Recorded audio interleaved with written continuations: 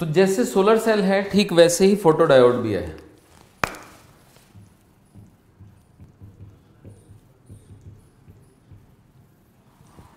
बच्चों आप याद करो, फोटोडायोड जो था पहले जो यूज होता था वो फोटोइलेक्ट्रिक इफेक्ट पे बेस्ड एक डिवाइस होती थी जो यूज होती थी। जैसे ये हमारा एक फोटोडायोड है, पुराना फोटोडायोड।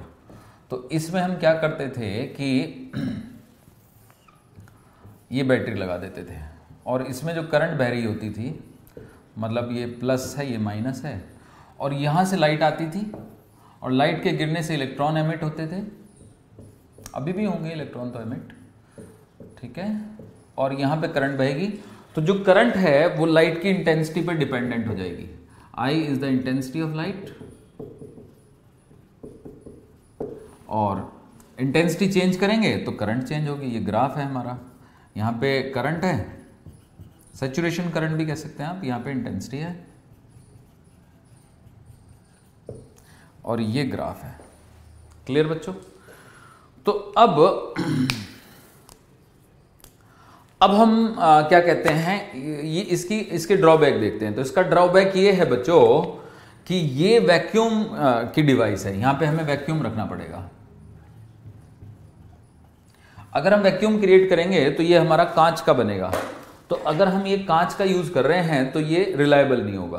तो इसकी जगह पे हम यूज कर सकते हैं पीएन जंक्शन को। तो मान लो ये पीएन जंक्शन है जो हमें यूज करना है, ठीक है बच्चों। तो इसमें जो ऊपर का रीजन है ये थिन है और मान लो ये एन टाइप है, और इसके नीचे हमने डिप्लीशन रीजन बना दिया।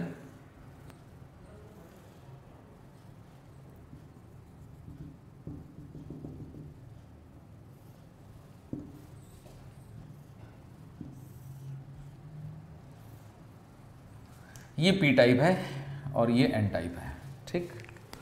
तो हम क्या कर रहे हैं, हम यूज कर रहे हैं यहाँ पे एक बैटरी, और वो बैटरी भी ऐसे यूज कर रहे हैं कि हम एन को दे रहे हैं पॉजिटिव और पी को दे रहे हैं पॉजिटिव, पी को दे रहे हैं नेगेटिव। तो जाहिर सी बात है कि रिवर्स बायस हो गया।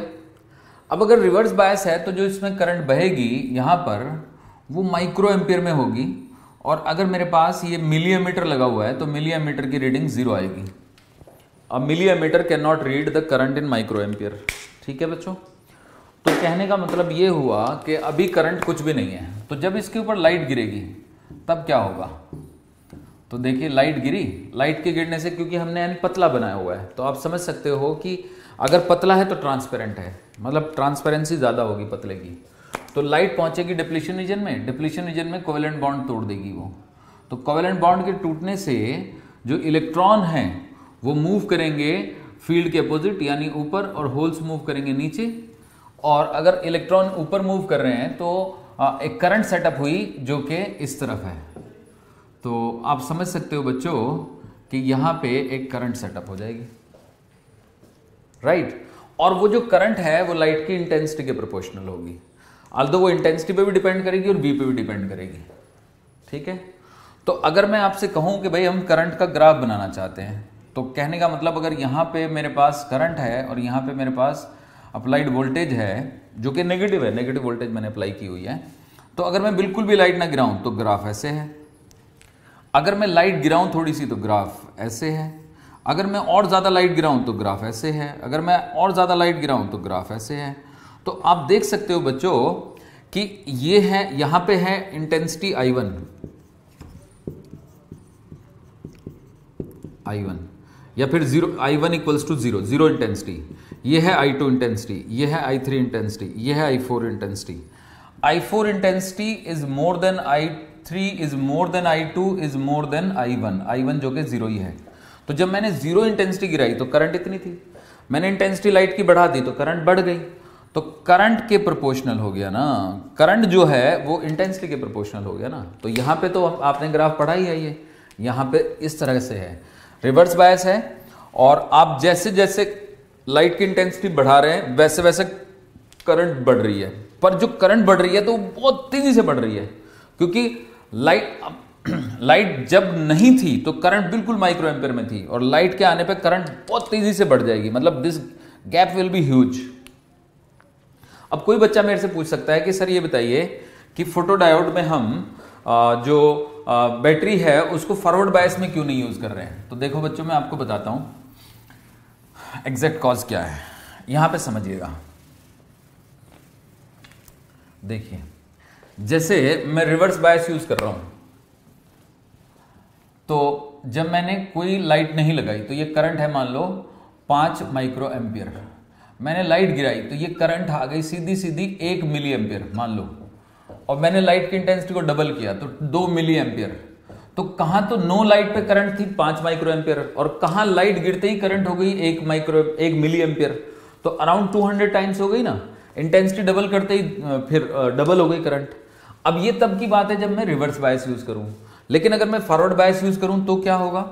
मान लो मैं इस बैटरी को फॉरवर्ड बायस कर देता हूं, तो ये फॉरवर्ड बायस करने के लिए मैंने यहां पे लगा दिया, यहां पे लगा दिया, तो अब शुरू में पहले से ही करंट बह रही होगी इसमें, तो अनबायस में भी एक करंट बह रही है। मान लो कि अनबायस में, क्योंकि मैंने फॉरवर्ड बायस लगा रखा है, तो मेरी इतनी करंट बह रही है मान लो, ठीक है ना बच्चों। सो आई की वैल्यू इतनी है, ठीक है, this is the value of I and this is V F. अब मैंने इंटेंसिटी बढ़ा दी, तो इंटेंसिटी बढ़ाते ही आई इतना हो गया, पहले आई मान लीजिए इतना था, अब आई इतना हो गया। कुछ समझे बच्चों आप। So what does it this indicate, तो दिस इंडिकेट दैट ये था नो लाइट,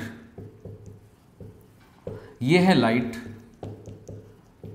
अब लाइट की इंटेंसिटी डबल कर रहा हूं तो ये इतनी लाइट, इतनी इंटेंसिटी डबल, तो करंट डबल नहीं हुई ना बच्चों। एक तो पहली बात, नो लाइट पे जितनी करंट है और लाइट आने पे करंट में बहुत ही थोड़ा सा अंतर है। क्यों? क्योंकि पहले से चार्ज कैरियर मौजूद है बहुत सारे, तो लाइट गिरने से थोड़े से और बढ़ जाते हैं। तो इसी वजह से हम फॉरवर्ड बायस में नहीं यूज कर सकते, क्योंकि हमें चाहिए इफेक्ट ऑफ लाइट, और इफेक्ट ऑफ लाइट तो तभी आएगा ना जब पहले करंट ना हो, लाइट के आने पे करंट आ जाए। तो होपफुली आप समझ गए, ठीक बच्चों। सो आई हैव एक्सप्लेन्ड यू कि व्हाई हम फोटोडायोड में जो ये सेल है ये रिवर्स में यूज करते हैं। तो हम रिवर्स में यूज करते हैं, और यहाँ पे क्या कहते हैं, पी साइड को नेगेटिव देते हैं और एन को पॉजिटिव देते हैं, ताकि शुरू में जब लाइट ना हो तो करंट भी ना हो, लाइट आए तो करंट भी आए। तो अगर रिवर्स में यूज करूंगा तो जो भी करंट है वो लाइट का फंक्शन हो जाएगी। क्लियर? यानी अगर मैं फिर से ग्राफ बनाऊं, यहां पे करंट और यहां पे इंटेंसिटी, तो ग्राफ कुछ ऐसे आएगा बच्चों, समझ गए ना आप। तो ये क्वेश्चन भी आया हुआ है कि फोटोडायोड में इंटेंसिटी वर्सेस करंट का ग्राफ कैसा होगा, तो स्ट्रेट लाइन होगा। क्लियर है? लेकिन तब जब हम इसको रिवर्स में यूज करेंगे, अगर हम फॉरवर्ड में यूज कर देंगे तो फिर ऐसा नहीं होने वाला है। क्लियर है? ओके